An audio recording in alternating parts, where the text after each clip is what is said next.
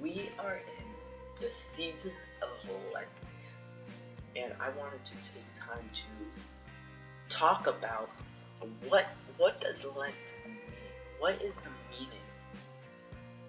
Why do we celebrate Lent? Why is it so important that we take 2 months to give up something?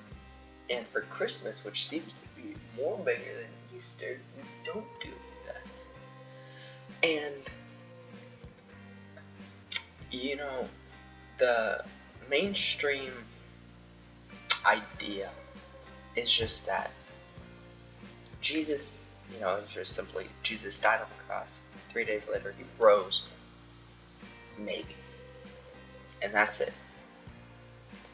But there's so much more to this story and to the idea, which makes it so important that we take the 2 months leading up to Easter and view them as very important.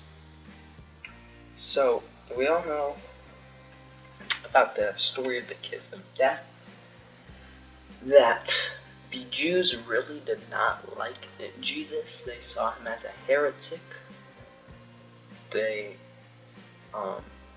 straw that broke the camel's back was really, they were selling stuff in front of the synagogue and taking up all the space to sell stuff. And the space they were doing that was where the Gentiles should be able to worship, but because they were selling that stuff, they were excluding the Gentiles from worshiping God. And Jesus was enraged by this, to a fact that he flipped the tables and he was throwing stuff and tore down their whole business. And that made the Jews extremely angry. So Judas, one of the 12 disciples of Jesus, even though Jesus showed him all his love and all his caring and all his teachings, Judas betrayed him for change, for a few pieces of silver. He betrayed Jesus. And he came into the garden where Jesus was and told the persecutors of Jesus, he was like, listen, I'm going to go, and the one I kiss on the cheek, that's Jesus, take him away. And he did that, and Jesus was taken. And Jesus had to bear his own cross. He had to carry a giant piece of wood 3 times the size of him. For miles, he had to drag that on his back, wearing purple, the color of a king, not because they viewed him as the king he was, but because they were mocking him. God can't be mocked, but in their minds they thought they were mocking. And on his head he wore a crown of thorns, piercing his skull.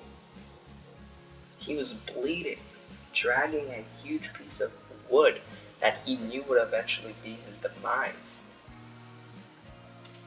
And when he got to the crucifixion site, he put his cross in, and he was put on that cross with nails in his wrists and in his ankles, hanging on that cross. The most perfect, innocent man who's committed no sin, the literal Son of God, was being tortured, the most brutal form of torture, between 2 criminals, facing the same fate as they did. Because he dared to speak out against how the Jews were abusing the Word of God and using the churches for evil and temptation and just profiting off of it, instead of actually preaching the scriptures as they should have. And Jesus had to with the nails in his ankle, had to literally push up from his feet out to get a breath. And he sat there, hung there, with no food, no water, in the burning sun. And at any moment in time, he could have sent 12 battalions of angels down to kill everyone and bring them up. But he didn't. One battalion is between 1 and 5,000. He could have sent 12. 12 to 60,000 angels could have came down and rescued Jesus, but he didn't, because he knew that his pain and torture would eventually save billions of lives from eternal damnation. And the reason we don't clap in Mass, there's a lot of little rules, and people are like, why do we have all these rules? The reason we don't clap in Mass is because there were Jews at the sight of Jesus clapping at him, happy that he was being crucified. And then he died. On Good Friday, God died. God was killed.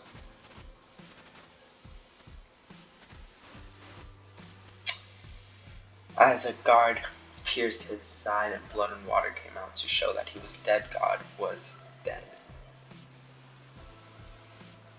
The most perfect man to ever live and who will ever live died. Think about how happy the devil was on that day. And then think about how enraged he was 3 days later. Because after that, God doesn't just die. He went 3 days in hell, climbed his way back out, and rise. He rose 3 days later. They checked his grave, and they were like, where'd he go? And he wasn't there. There were angels on top of it.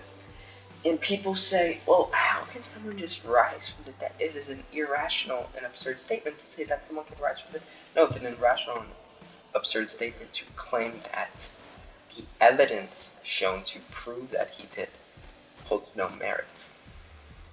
Because there were, you have the 4 Gospels, and they all told the same story but in a different way. Different enough that you knew that they weren't writing it together. It wasn't just copy and pasted. It was different people's experiences.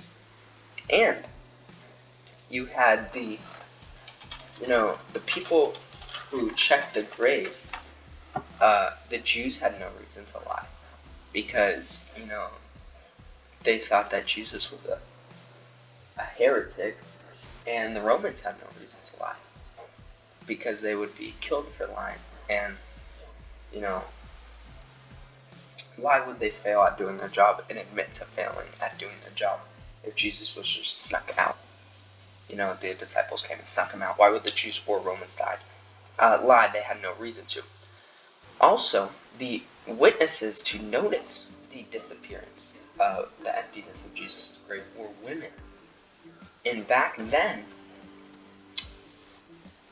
women had, not even half the credibility of a man. So if they were going to make this up, if they were going to make this story up, why would they choose a woman? Unless it was true. That's the real question. All the evidence, there's not a single piece of evidence, unless you're like, well, no one's ever resurrected. Well, God can do things that we don't see in our everyday life. There's no piece of evidence that contradicts, not just the resurrection of Jesus. Nothing in the Bible is contradicted by anything. Not even in the people say there's contradictions in the Bible. There's no contradiction in the Bible. So you have this story that everything, all the evidence is pointing for it to be true.